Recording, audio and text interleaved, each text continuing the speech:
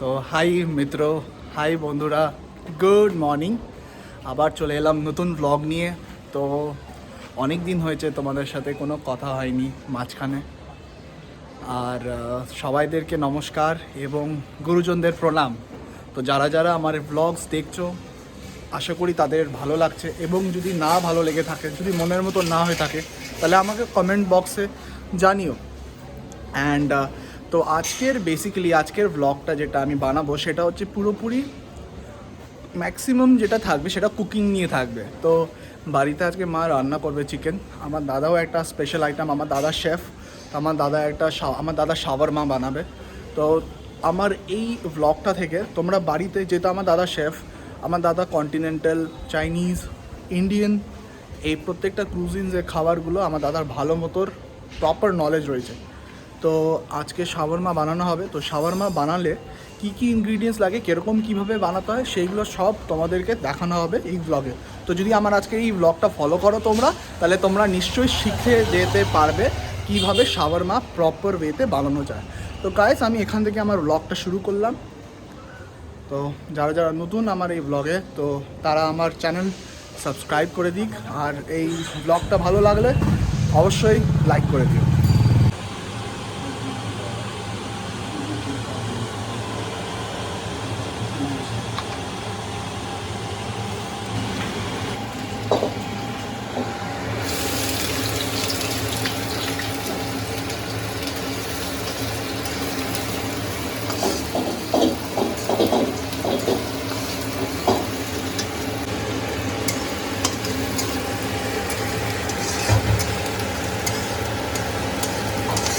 তো কষা মাংস বানানো হচ্ছে, তো তোমাদেরকে দেখানো হচ্ছে কষা মাংস কী কী ইনগ্রিডিয়েন্টস দেওয়া হচ্ছে সেইগুলো দেখাচ্ছি আমরা।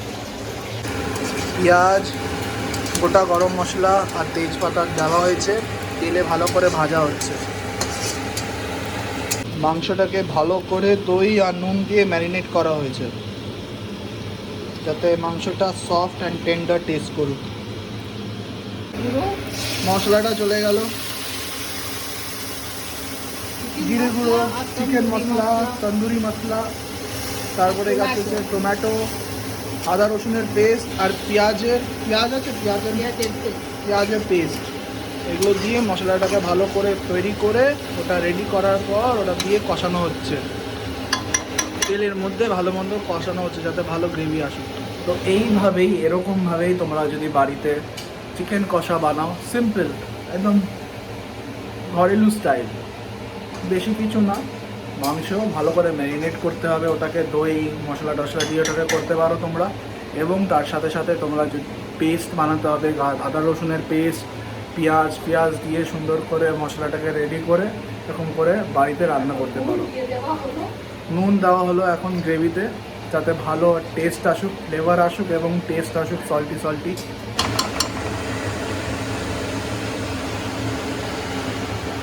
জিনিসটা ফুটছে।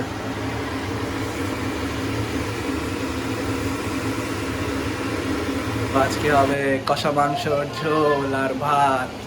খাবো ভালো করে, চটকে খাবো ভাত থেকে ভালো মতো। রবিবার আজকে ছুটিও পেয়েছি, ভালো মতো চটকে খাবো ভাতটা। মাংস দেওয়া হচ্ছে কড়াইয়ের মধ্যে।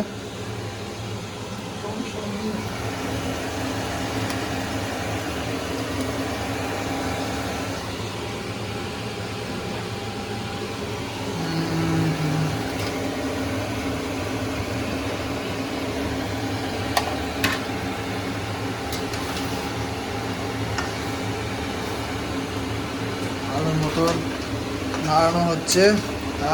আজকে খাওয়া হবে এটাই। দেখে কি লজিজ লাগছে, কি টেস্টি লাগছে। যখন রান্না করা হবে তখন আরও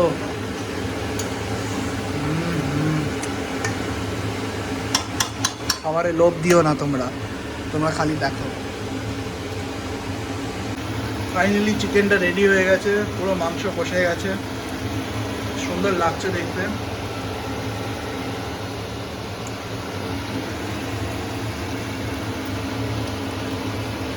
এটা এখন খাওয়া যাবে, ভালো স্টেজে চলে এসছে।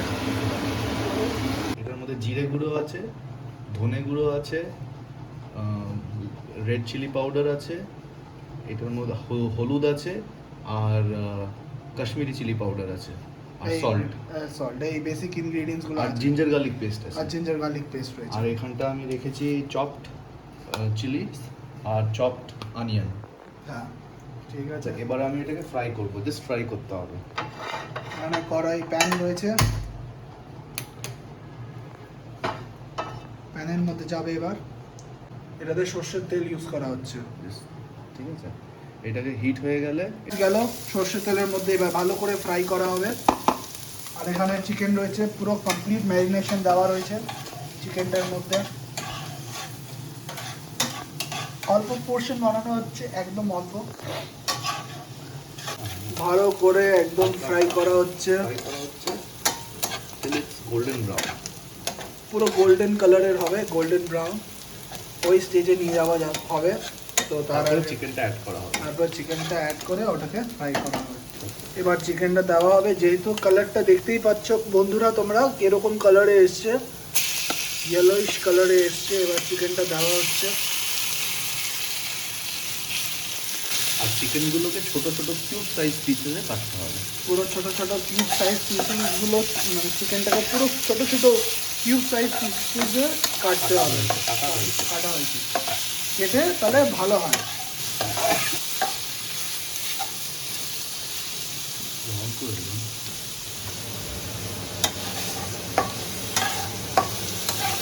অল্প কাঁচা পেঁয়াজ দিয়ে দেওয়া হয়েছে।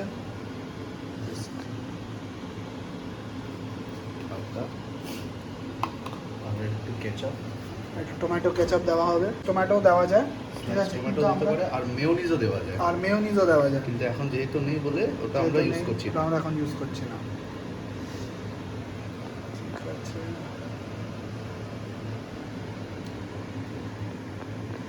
খুব বেশি না, নাহলে চিকেনের টেস্টটা বোঝা যাবে না। কমপ্লিট ডান। এবার খাওয়া যাক।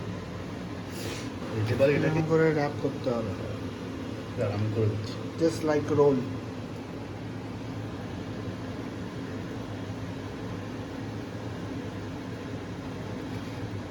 হয়ে গেল রেডি। এটাকে এবার যদি সেট করতে হয় তাহলে টুথপিক দিয়ে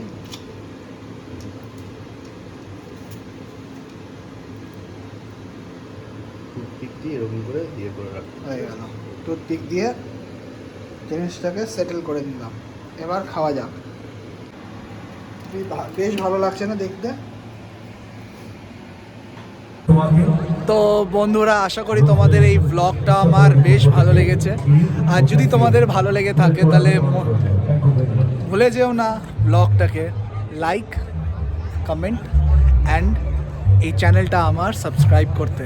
তো এরকমই ভালো ভালো ব্লগসের জন্য আমার চ্যানেলটাকে সাপোর্ট করো এবং আমার চ্যানেলটাকে সাবস্ক্রাইব করে নাও। তো আজকের জন্য এতটাই গাইস, চলো পরে আবার কথা হবে, দেখা হবে। শুভরাত্রি, টেক কেয়ার গাইস, সাবধানে থেকো সবাই, টাটা।